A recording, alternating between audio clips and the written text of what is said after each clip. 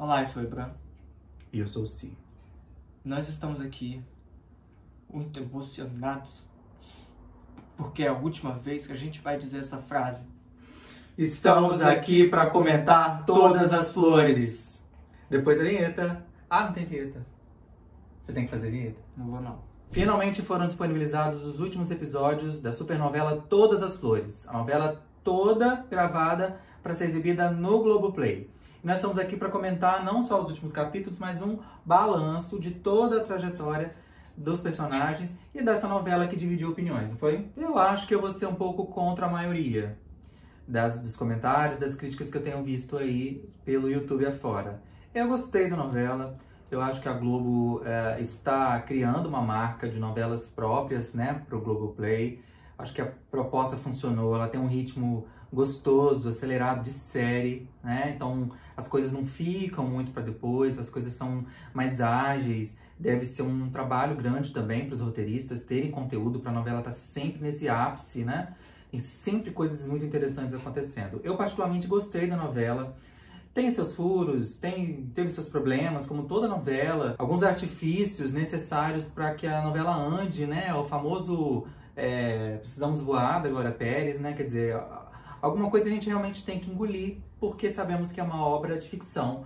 E, enfim, né? Não dá para ter um dermatologista para cada personagem que mora num bairro. Então, enfim, todo mundo vai no mesmo hospital, no mesmo médico, sabe? Então, acho que é meio por aí. A gente precisa voar também, como diz a nossa querida Glória Pérez. Eu, particularmente, gostei da novela. Teve uma proposta interessante, né, de trazer uma personagem com deficiência visual e trazer essa história aí da mãe que vai buscar essa filha com deficiência visual para transplantar a medula, doar a medula para uma outra filha que está com câncer, né? Isso já é um paradigma novo nas novelas, né? Os personagens que a gente acompanhou que tiveram câncer geralmente eram mocinhas, né? E a nossa Vanessa acabou usando dessa doença de uma maneira bem perversa.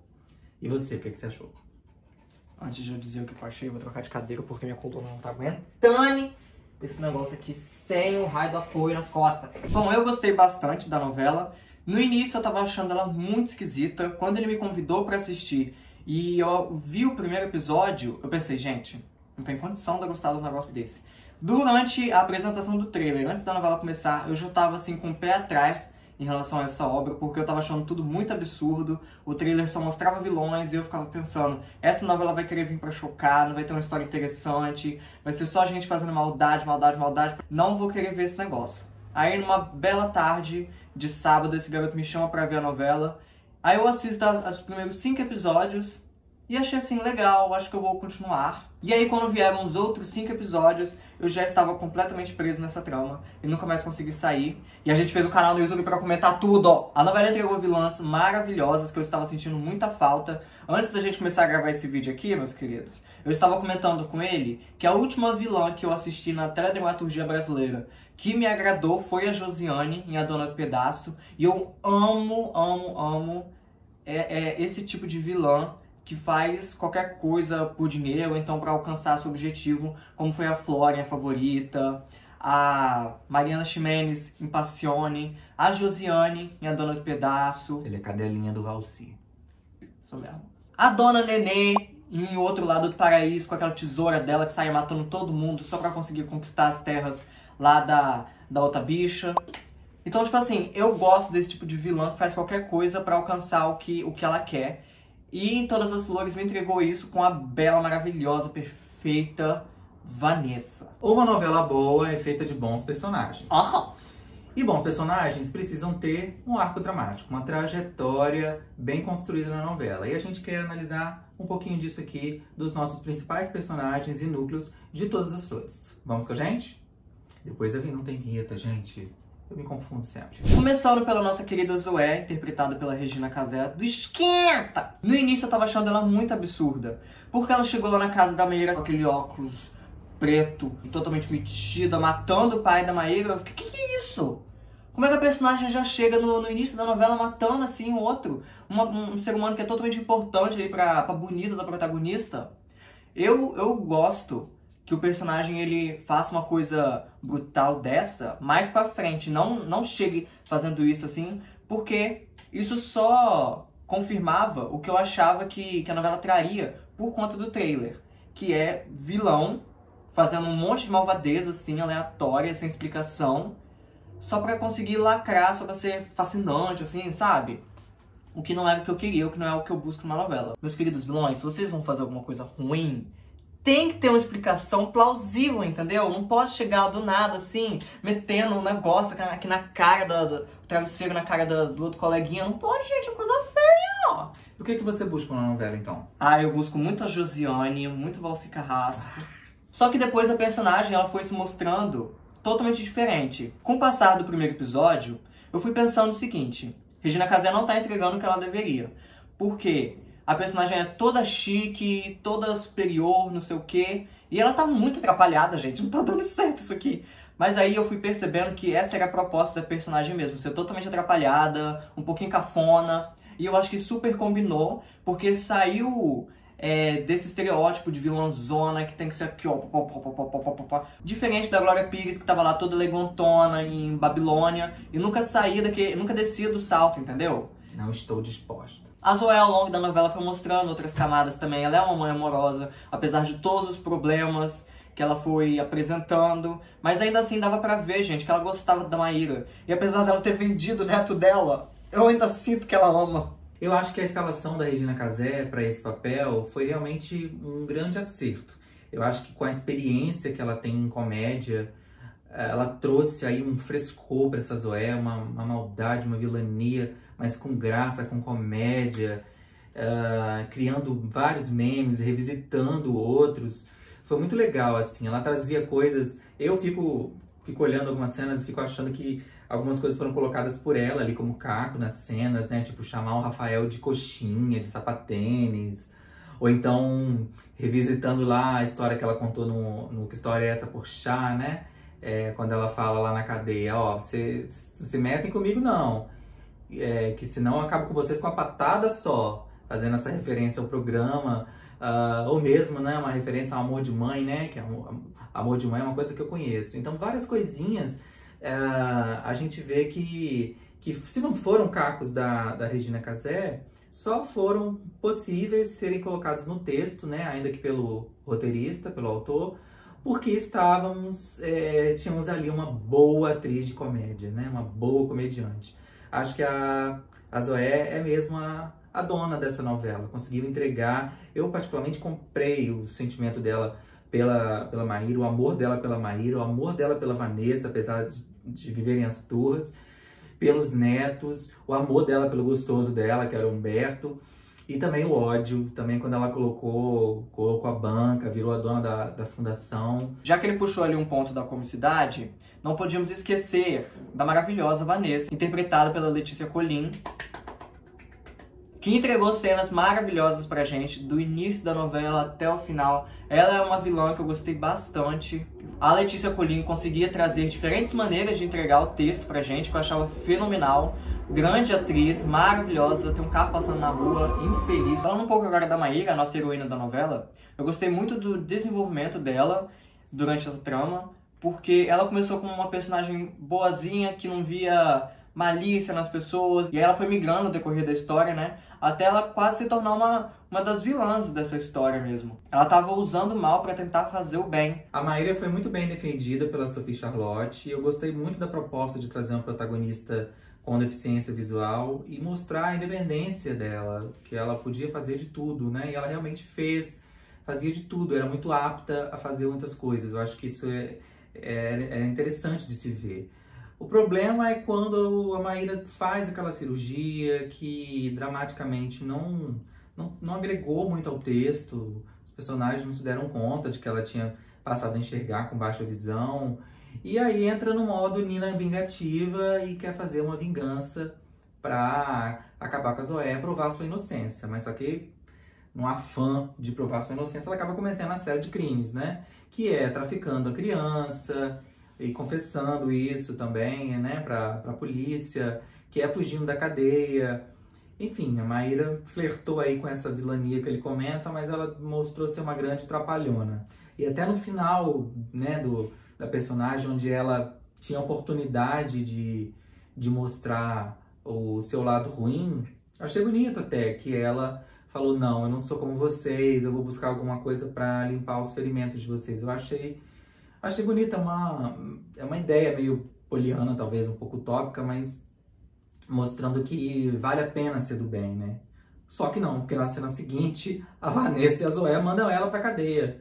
Então isso deu uma pequena bugada no meu cérebro, mas o importante é que no final a Zoé se redimiu e a Maíra realmente foi livre e virou uma grande perfumista. Pra quem já assistiu o final da novela sabe que a Zoé foi presa e depois ela acaba sendo liberta. E aí quem tá lá pra buscar ela é a Maíra. O que eu achei um pouco estranho, porque a Zoé confessou ter matado o pai da Maíra. Se fosse comigo, eu não conseguiria olhar na cara da Zoé nunca mais na minha vida. Isso acabou me lembrando o final de Avenida Brasil, porque depois que a Carminha foi derrotada e acabou indo parar no lixão, a Nina e o Jorginho acabam encontrando ela lá, o que dá a entender que eles vão lá de tempos em tempos, o que nos faz pensar que eles realmente perdoaram a personagem, apesar de todos os erros que ela cometeu.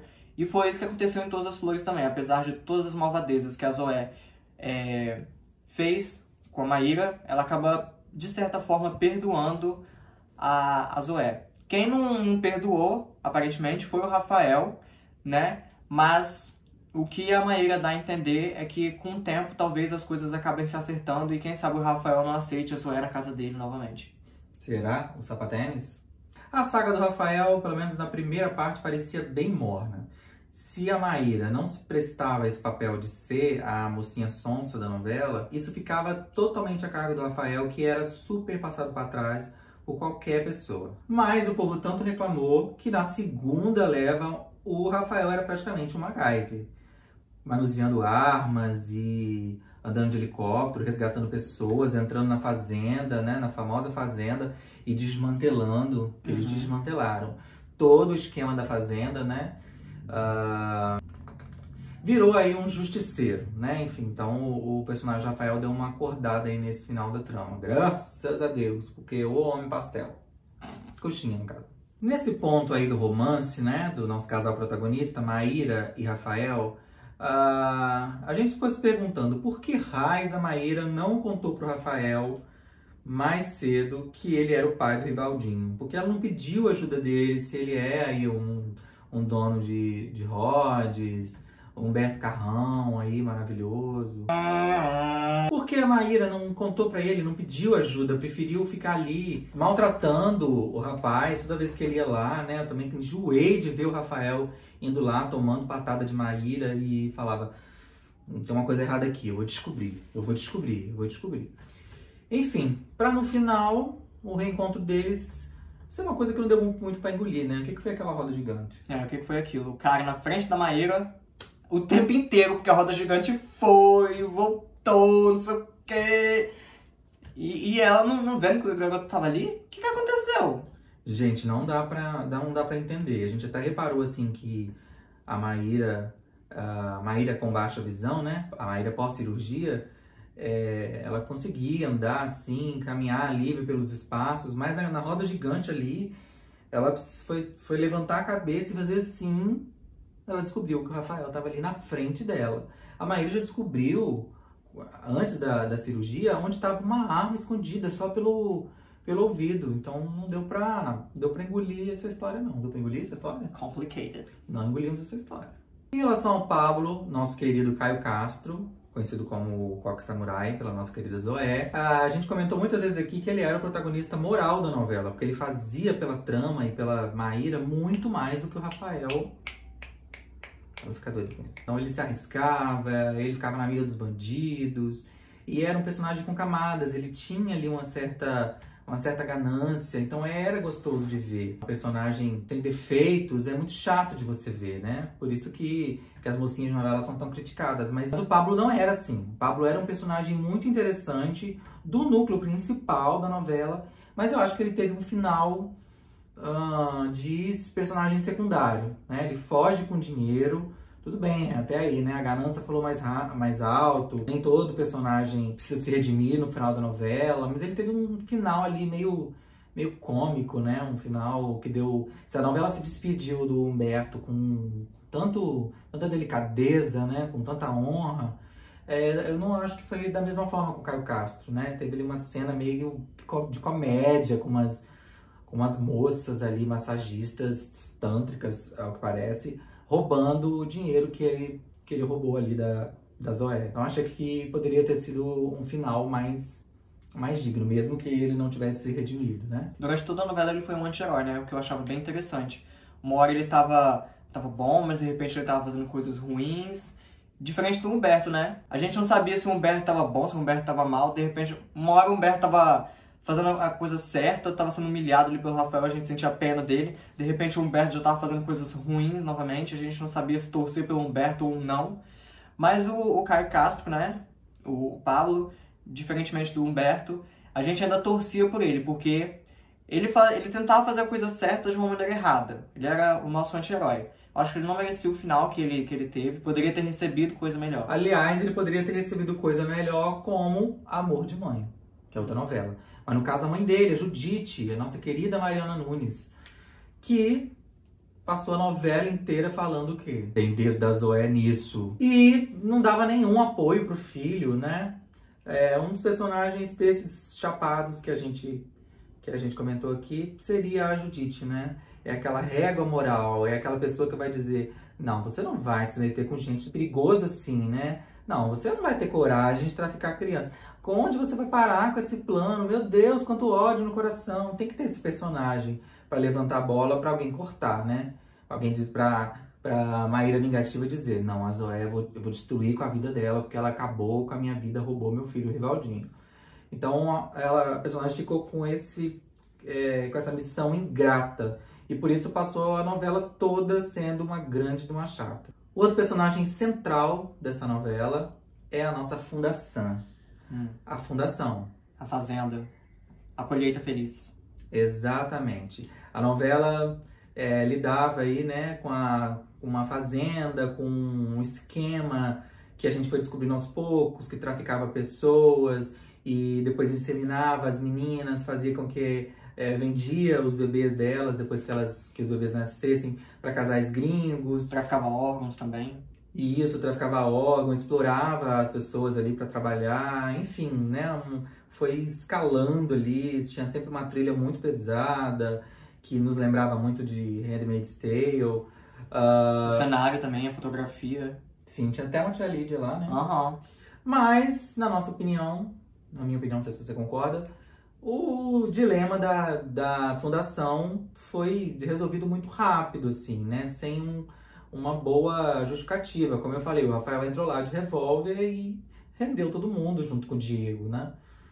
Não sei, o que você acha que poderia ser um final interessante para essa Fundação? Eu senti falta de uma tensão maior. Eu acho que o episódio poderia ser totalmente sobre a polícia entrando lá, as pessoas resistindo, colocando algumas pessoas de refém, algo assim. Eu queria ter ficado mais tenso com esse episódio, porque foi uma coisa que a gente estava esperando desde o início da novela. Desde que essa fazenda apareceu, a gente já fica pensando em como que todo esse esquema vai ser derrotado, sabe? Como esse castelo vai ser demolido. Mas um episódio foi muito rápido. A polícia entrando naquele lugar foi totalmente... Foi rápido. Teve até uma cena de tensão ali, né? Que a Cissa acabou morta. Mas ainda, pra mim, não foi o suficiente. Acho que um final que eu acabei gostando, que as pessoas podem me julgar por conta disso, porque eu acho que eu sou a única pessoa que gostou desse final em todo este planeta, é o de Game of Thrones. A última temporada, pra mim, na minha opinião, foi dividida em duas partes. A primeira parte, acabar com os White Walkers, e a segunda, tomar King's Landing, com a Daenerys acabando com toda aquela cidade. Na primeira parte, pra matar o Rei da Noite, foi todo um rolê, foi um episódio inteiro delicioso de assistir, com a cidade dos Stark ali sendo invadida, e as pessoas lutando pela sobrevivência. Então, tipo assim, eu acho que foi mais de 1 hora de um episódio maravilhoso, mostrando uma guerra que a gente estava esperando desde o início da série. E era isso que eu tava querendo pra Todas as Flores também. Eu até tava comentando com ele que eu acho que poderia ter um túnel ali para as pessoas fugirem. e aí um personagem poderia ter morrido ali, tipo, uns Jogos Vorazes da Vida, né? Um Esperança Parte 2, em que a pessoa morre ali no túnel com aqueles monstros, sabe? Eu queria uma tensão dessa, um negócio mais difícil, eu queria dificuldade, era essa palavra que eu estava buscando, eu queria dificuldade. Talvez uma saída melhor fosse uma rebelião dos internos. Até teve um pedacinho ali, né? Luiz Felipe, ali com aquela ala onde ele estava, tentou ali fazer uma pequena revolução, mas eu acho que seria mais simbólico se aquelas pessoas que estavam ali, né? A própria Jéssica, que passou a novela inteira ali, gravando só com aquele figurino, né? Coitada da atriz. E ainda bem que ela é uma excelente atriz, uma boa atriz, que entregou pra caramba. Enfim, aqueles personagens ali poderiam encabeçar uma rebelião, talvez o próprio Diego, mas dentro da fundação, não do lado de fora, né? Sei lá, fazer uma revolução dos bichos aí. Essa fundação foi algo que nos tocou tanto terror, né, durante a novela, pelo menos eu ficava abismado com tudo que eu vi ali. As pessoas tentavam fugir, não conseguiram. Eram planos e planos e planos que iam por água abaixo. Era muito difícil acabar com essas pessoas. E aí, de repente, no último episódio, as coisas foram tão fáceis. Eu queria que tivesse sido mais difícil. Falando aí da fundação, nós falamos também de outra par de vilões que a novela tinha. Dentre eles, o Sansa, vivido pelo Ângelo Antônio, e a Débora, vivida pela Bárbara Reis, que está em Terra e Paixão, não perca, todo dia às 9 horas, novela do Valci, de quem é cada linha. Os dois atores entregaram muito, né? O Ângelo Antônio fez uma participação pequena, mas ele surpreendeu. Geralmente ele faz, como diz o pessoal do Coisa de TV, geralmente ele faz papel com cara de banana, né? Mas nessa novela ele era realmente a pessoa que tocava o terror ali. E depois que ele morre, pelas mãos da Débora, pelas mãos da esposa, ela ali revelando que ele abusou dela, vendeu os filhos deles, né? Traficou os filhos deles. E ela assume a organização. Aí eu achei interessante, assim, a personagem mostrar essa faceta, né? Dessa raiva que ela tinha pelo Sansa, essa escolha que ela fez pelo Diego, né? No lugar do marido. Mas eu acho que ela merecia um final mais digno, né? A morte dela foi muito rápida, a novela não teve, né, não se despediu desse grande personagem que é a Débora. Não fez essa despedida em grande estilo como foi a do Humberto. E você deve estar sentindo falta de uma personagem importante que nós deixamos propositalmente para o final, que é a Mauritânia. A nossa Mauri. Vivida pela talentosa Thalita Caralta. Por que deixamos essa personagem por último? Ela teve um começo muito interessante ali, era uma ex-prostituta, ex-atriz pornô, que tinha problemas com a família. E aí ela conhece o Raulzito, que se encanta por ela, deixa toda a fortuna pra ela. E aí ela começa a viver esse novo mundo de mulher rica e tal. Enfim, começou muito bem o núcleo. Ela entregou comédia até a última cena. A Thalita estava ali se esforçando para fazer uma cena diferente, entregar um trabalho legal, mas o texto não ajudou. Porque de repente uma mulher tão empoderada, tão forte, viveu em função de macho, que era o Javert. E na primeira parte da novela ela tinha muita energia. Não sei o que aconteceu, que depois na segunda parte sumiu, virou pó. Assim, toda a história dela ficou em volta do Javert. Até quando ela perdeu o dinheiro dela, que foi, pra mim, uma das coisas mais fodas dessa segunda parte. A cena dela com a Patsy ali, percebendo que ela tinha sido enganada pelo Humberto. Ela batendo a mão na mesa, tirar satisfação com o Humberto. Eu achei aquilo maravilhoso. Uma atuação perfeita que me deixou extremamente tenso. Eu fiquei com o coração partido por conta dela. Só que, mesmo que ela tendo perdido as ações dela, as pessoas ainda iam na casa dela pra falar de Javert. Gente, misericórdia. A mulher foi enganada. Conversem sobre isso, tem que focar nisso, esquece Javert. Exatamente. O tempo inteiro Javert. Falando em Patsy, foi outra personagem que ficou aí presa nesse papo de Javert, de querer juntar casal, Mauritânia com Javert. Essa foi sim a nossa personagem, a única personagem meio vilã que se redimiu. Ela era aí uma biscate, queria o dinheiro do Raulzito. E no final ela acabou virando uma grande amiga da Mauritânia, realmente teve essa redenção. Mas isso acabou apagando um pouco as possibilidades de brilhar da nossa Suzy Rego, que também, como a Thalita Caralta, em cada cena você via ela trazendo, né, recursos da própria atriz para poder se destacar, mas que ficou amarrada aí nesse texto de Mauritânia, você precisa casar com Javé. Era meio que a Judite de Copacabana, entendeu? Então a chipadora de casais, só que de luxo, sabe? Então é uma pena, porque é uma grande atriz, Suzy Rego. Gostaríamos de tê-la visto.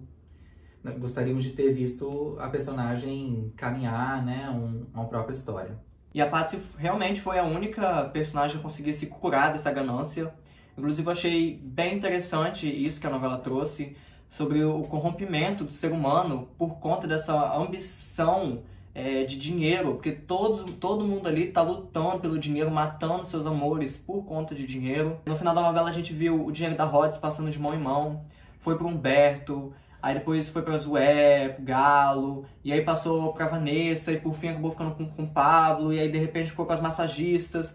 Então, tipo assim, as pessoas, elas estavam acabando com sua vida, elas estavam se deteriorando por dentro por conta de um dinheiro que nem a elas pertencia e que acabava passando de mão em mão. As pessoas são muito gananciosas e a novela tratou disso durante toda a sua trama. Tudo que a Vanessa fez para conseguir ficar com o Rafael por conta de dinheiro. O que o Pablo fazia para ser parceiro da Vanessa. A Zoé empurrando a filha também por conta de dinheiro. O Humberto que se sentia diminuído por não ganhar o suficiente, mas eu aposto que ele ganhava rios de dinheiro naquela empresa. Então, tipo assim, é tudo em função do dinheiro. E eu acho que esse foi um dos temas principais da novela e que foi muito bem trabalhado. Que algumas pessoas acabam não se redimindo por conta desse desejo que nunca tem fim de ficar ricas. Acho que a novela deu essa lição, né? Todos que eram muito fissurados em dinheiro acabaram mal, né? Ou pobres, como a Vanessa e a Zoé, ou mortos, como o Galo, como o Humberto, né? A única que conseguiu ali alguma coisa foi a Patsy, que ficou com o antigo apartamento que ela vivia com o Raulzito. Mas ela, como a gente disse, foi a única que realmente se arrependeu e virou gente no meio dessa trama toda. E além disso, ela conquistou a família dela de volta também, né? Conquistou uma amiga, porque a gente conseguiu ver ali no final que ela ficou próxima da família do Darcy. Não da maneira que ela queria, né? Mas acabou ficando ali. Também conseguindo, acho que o perdão do filho, né? Na verdade não era nem um perdão, porque eu acho que ele nunca a viu com esses maus olhos, mas ela conseguiu entrar na vida dele, ficar amiga do filho, né? Mais próxima a ele. Eu acho que ela foi uma personagem que realmente conseguiu se curar dessa ganância e teve um bom final. Esse foi o nosso balanço da novela Todas as Flores. Contamos aí um pouquinho da trajetória de todos os personagens, pelo menos os principais. E se você nos acompanhou até aqui, deixa o seu like, se inscreva no nosso canal para você acompanhar outras críticas, outros conteúdos que a gente está preparando aí para vocês, não é mesmo? Eu vou sentir saudade dessa novela. A gente acompanhou ela do início ao fim, desde a estreia dela. Comentamos ela também desde o seu início. O canal começou com o vídeo de Todas as Flores. Agora a gente vai se despedir aqui da novela, aguardando já a próxima trama de João Emanuel Carneiro pra gente comentar aqui, pra gente sentar o pau e também pra gente aplaudir ele bastante, porque ele é um autor mega inteligente, fodarástico, que entrega ótimas vilãs. Obrigado por Favorita, por Avenida Brasil, por Segundo Sol e por Todas as Flores. Maravilhoso. A gente vai sentir muita falta, né? Vamos. Isso tem dedo da Zoé. Gostoso, safada. O Rafael tem que ficar com a Maíra. Nós vamos desmantelar essa quadrilha, nós vamos desmantelar essa fundação. Pablo, você não presta. Eu vou descobrir. Pablo, que relógio é esse? Pablo, o galo é foda. Pablo, você é igual ao seu pai, Humberto. É isso, pessoal. Até a próxima. Beijo. Bate outra vez, com esperanças o meu coração, pois já vai terminando o verão. Enfim, volto ao jardim. Com a certeza que devo chorar. Com a certeza que devo chorar. Que não queres voltar para mim. Dum, dum, dum, dum, dum, dum. queixo, minhas rosas. Mas que bobagem. As rosas não hablam. Simplesmente as rosas exalam O perfume que roubam de ti. Tan, tan, tan, tan. Babou. Acabou.